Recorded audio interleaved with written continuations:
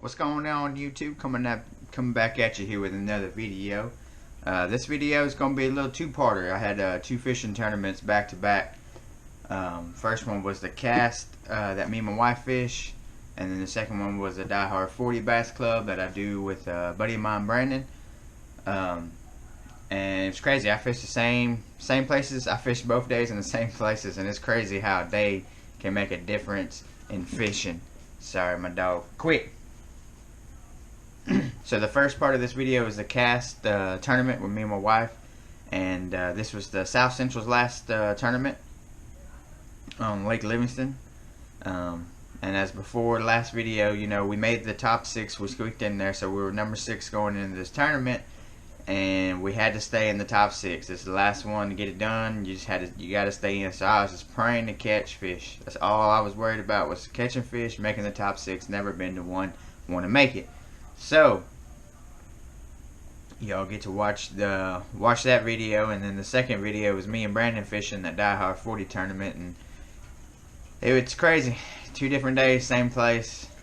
It's just nuts. So y'all hang in there. Y'all can watch this part of the fishing video, and then I'll come back later and talk about a little recap and everything and what's coming up next. So, and y'all enjoy.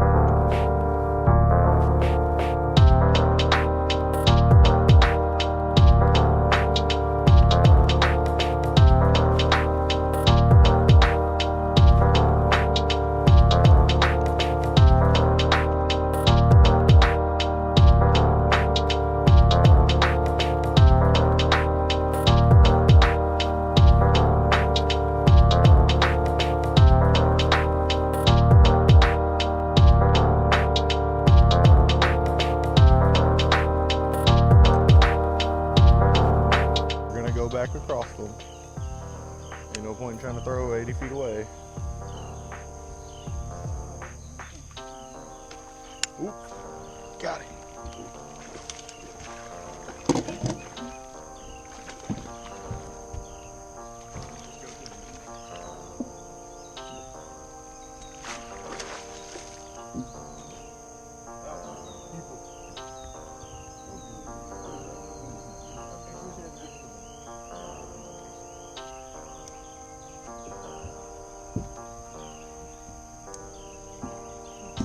Now let's see if his brother's there.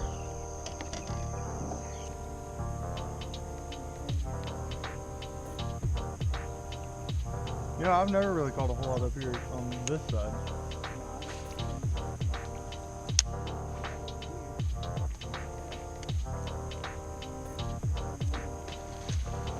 He says.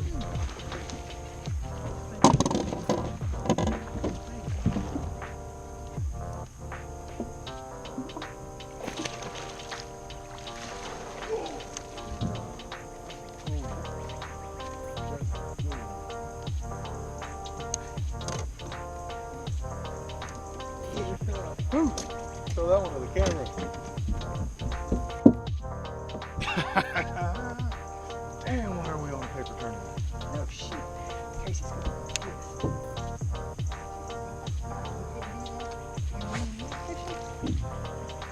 Hell no, you gotta get your boy. Yes, sir.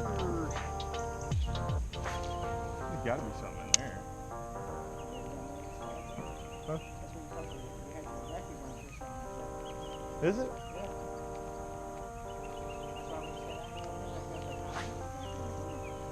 I don't remember.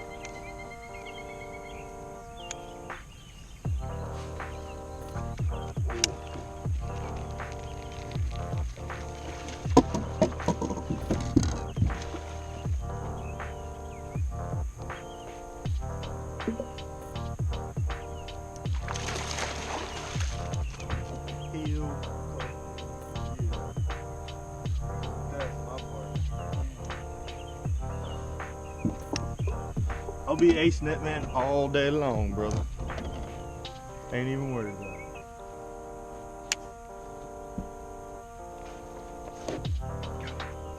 Out of the tree.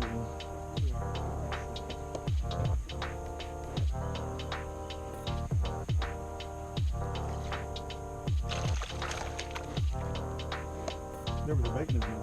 You see that? Yeah. It was those superb navigating skills.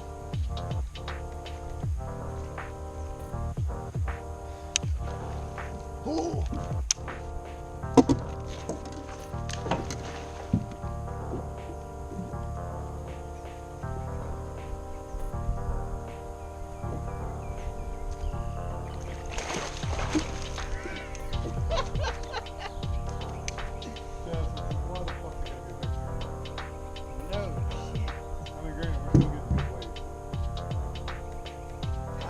Come on, bro. This is winning. I could have won yesterday.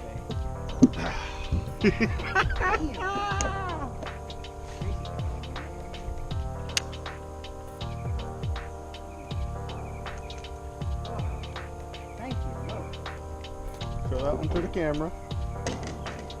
that's a good one right there. That's a damn good one. Why does it have to be a paper towel?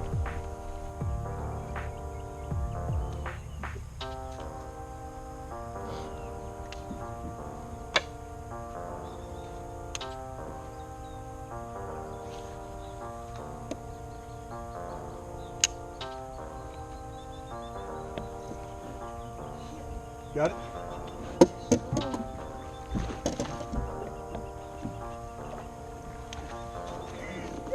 That's what I'm talking about, bro. The depth and change. I mean, I heard you, well, I heard you go, and I heard the string go, and I was like, uh-oh. That's what I'm talking about, son.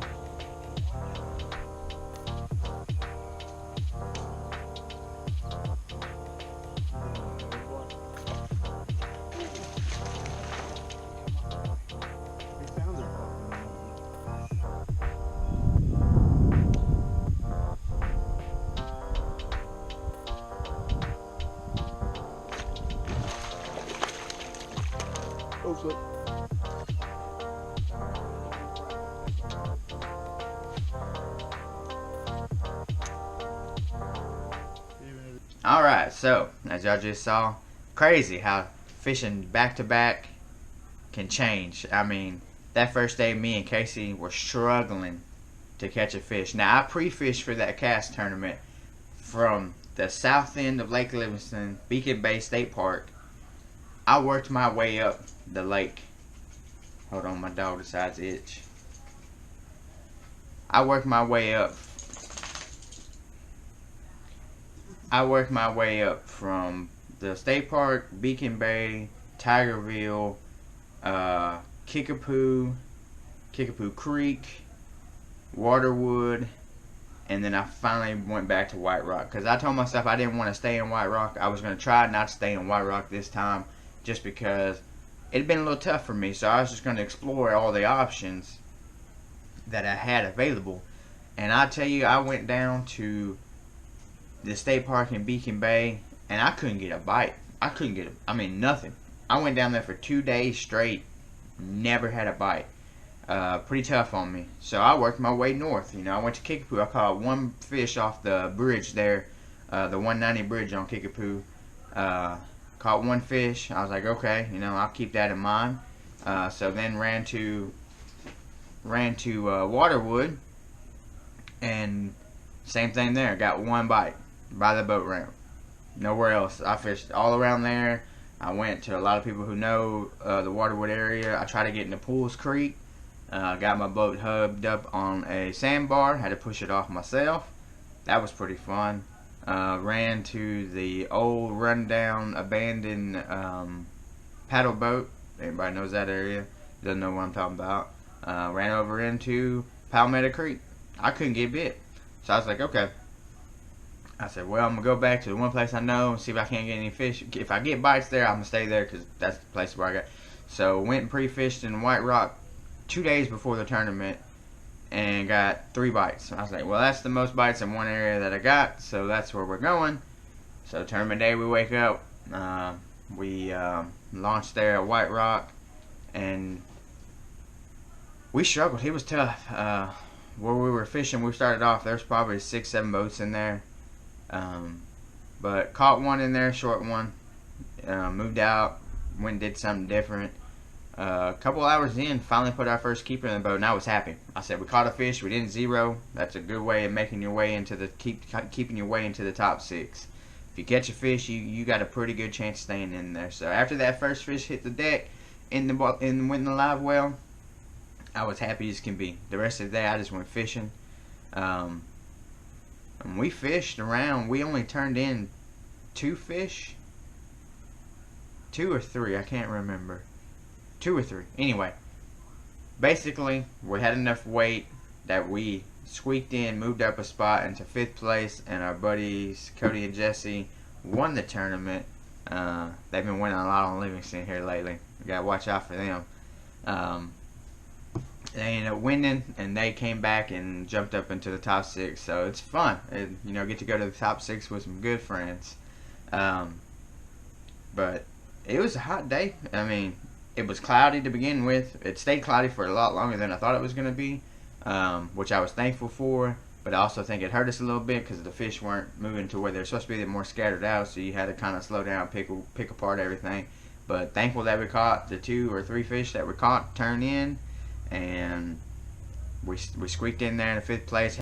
We had a good get together at the end of the tournament. We do it every year in the cast tournament. Everybody has a chance to win some prizes, get to talk to everybody, eat a good meal. Barbecue was great. They had brisket sausage. It was really good. All the side dishes, everybody brings a dish. Big potluck, basically. So, get to enjoy time with friends and just sit back and relax. And, but yeah, you got a chance to win prizes. You can win entries into the Classic, which is the Classic. It's a fun thing in Cass, in October. Everybody from all the other regions come. They pick a lake. Everybody goes, and you can win some pretty big money. And you also got a free chance to win. You got a good chance to win a boat. As long as you fish and enter, and you're fishing the tournament, your name gets put in, and you got a chance to win a Bass Cat Classic. So it's gonna be fun. But Yeah, we squeaked in there to the top 6, so we're going to the top 6. I'm pretty excited, pretty nervous, pretty excited. I just want to do good, you know. I don't want a 0. I don't want go there and be well you 0'd, you know. I just want to catch fish, do good, have fun, get to hang out with people, work as a team, you know. But moving on, the second day, same White Rock Creek. You know, Brandon, my partner, asked me that morning. He said, "Where you going? Where'd you fish yesterday?" I said, "I fished White Rock yesterday." He goes, "Where we gonna fish it down?" I was like, "Probably gonna fish White Rock again." You know, got 3 bites. That's better than anywhere else I know where to go. So that morning we went out in White Rock and I fished it a little different. I was throwing a popping perch that morning. It stayed really cloudy. It was still pretty cloudy that morning. It was more cloudy. It was cloudier the second day than it was the first day. So I just stayed and I you know, was cruising into where we're going to be fishing first and saw some little fish getting splashed up on the bank, and I was like, you know what, I've never thrown a frog or popping perch, and they're throwing popping perch here. I know a lot of people who threw frog, that there was a frog around where I was fishing, but I was like, I'm going to give it something different to look at. So I tied on a popping perch, and the day before in the cast tournament, I was talking to one of the people that were fishing in there with us, and he said, man, I was throwing a frog and they were blowing up on it, but they would never eat it. So I was like, well, if I give them something different to look at, maybe I can get it to work. That first day I never threw a frog. There was no inkling in my mind to throw a frog because it was a little bit sunnier than what I thought they would use for a frog bite, and I didn't see any activity on the top. But he was getting blow-ups on it. So I was like, you know what? This time I went in there and I saw the things I needed to see for me to feel comfortable throwing a frog. I was originally going to start with a buzzbait, but I was like, no, I'm going to throw this popping perch because it's something different. They've heard buzzbaits. They've seen a frog. I mean, this is things they see. They don't really get to see this popping perch very much. I don't know anybody who was throwing a popping perch or has used a popping perch. You know, I've been on a couple people's boats and they're like, what is that? I'm like, it's a popping perch. And they're like, I don't know what that is. But anyway, so throw the popping perch, went down, you know, went down several part of this bank, never get bit. Get to the end of the bank and throw underneath the tree, and I'm telling Brandon, there's gotta be one here. So I finally just kept at it at this one spot, and finally had a fish, short fish. So I was like, alright, I got one to bite on it. Well, as we were leaving, caught another one, a good keeper. And I was like, alright, well, I ain't putting this down until the sun comes up. And I didn't. I kept that popping perch in my hand and just moved around. And it's crazy the difference in a day of how many bites. Me and Brandon probably caught 10 fish, 11 fish. And the day before, same areas, me and Casey only caught probably 4 fish all day. And it's just nuts. It was nuts. Me and Brandon had 5 fish before 11 o'clock. Me and Casey had 1 fish before 11 o'clock. It's crazy how a day can make a difference. And I mean, it wasn't like there wasn't boat pressure. There was all the areas that I fished with Brandon were all the same with Casey except for one spot. And the first day there was a boat sitting in front of it. And they were trolling motored up to it, but it's a little cut, like bank comes and then it's a little slither of water running across it, and it's probably only 4.5 foot, maybe 5 foot long that you got to go over before it drops back down. And the second day, well, it was just me and Brandon. I was fishing along the bank and it came to it, and I told Brandon, I said, you think we can make it? And he goes, I don't know, let's try it, you know. We can always push ourselves out, you know.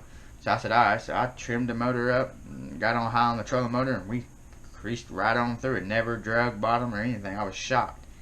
And we get in there, and them fish ain't seen baits in, I mean, a year, 2 years, if that. You know, last time it flooded down here. And that's where we ended up catching a few of our good ones. We're back there. But One came on a popping perch and the other one came on a jig and a crawl. So it's just nuts how, you know, days difference. I mean, it's nuts. Me and Casey, you know, we fish all the same spots, fishing the same way. Fish with a jig, fish with a crawl, fish with a worm. I did the same thing. The only thing I didn't do that morning was throw a popping perch around.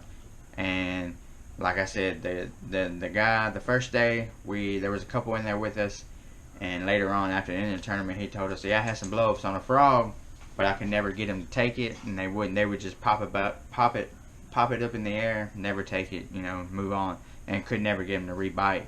So I was like, all right, well, you know, if I can fish in there tomorrow, I'll throw one just to see if I can get a blow-up and figure something else out. And the next day when I rolled in there was a bunch of bait being pushed up onto the bank, and it was real cloudy, and I said, alright, well, I'm gonna throw on either a buzz bait or a popping perch. I hardly throw frogs anymore. I'll always throw that popping perch if I'm not around like vegetation or anything like that, and we don't have a lot of vegetation down here, not standing vegetation unless you go to the state park, and that's when I'll throw a regular pointy nose frog because it comes through everything better. That popping perch gets hung up.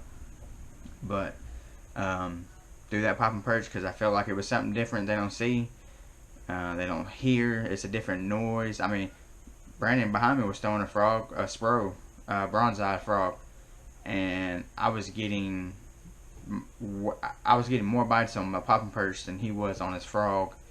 And I told him I think it had to do with how much water it displaced and the noise. It's something they're not used to. You know, they hear that from a buzz bait, and they hear, you know, just the frog kind of moving along, but that popping perch, it moves a lot of water. It's crazy. But I hope y'all enjoyed the video. The other day I got my rod building kit in from Mudhole Tackle. Pretty excited about that. I want to start getting into building rods. I like the rods I use now, but I just think it'd be really cool to learn how to build my own rods. The sizes I want, the actions I want. Oh, that's my phone. But the building rods of the actions I want, the sizes I want, you know.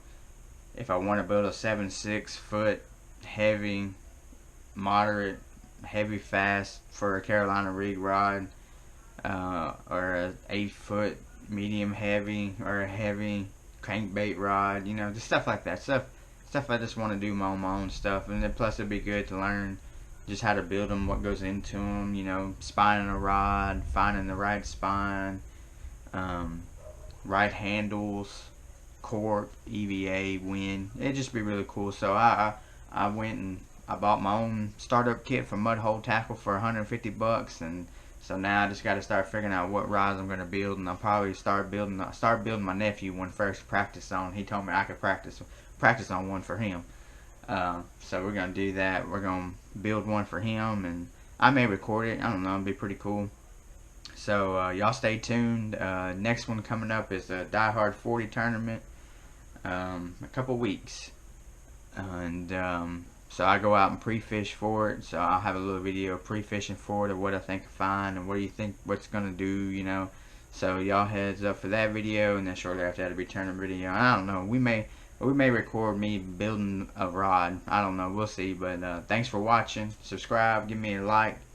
Tell me some stuff in the comments. Always looking for stuff to do. Like I said, I just do this for fun. I still work at an 8 to 5 job. So I just do this for fun. I think it's fun. I think it's cool. You know, just to learn how to edit, fish. You never know what you're going to catch on camera when you're fishing. You never know. I leave the cameras on pretty much all day.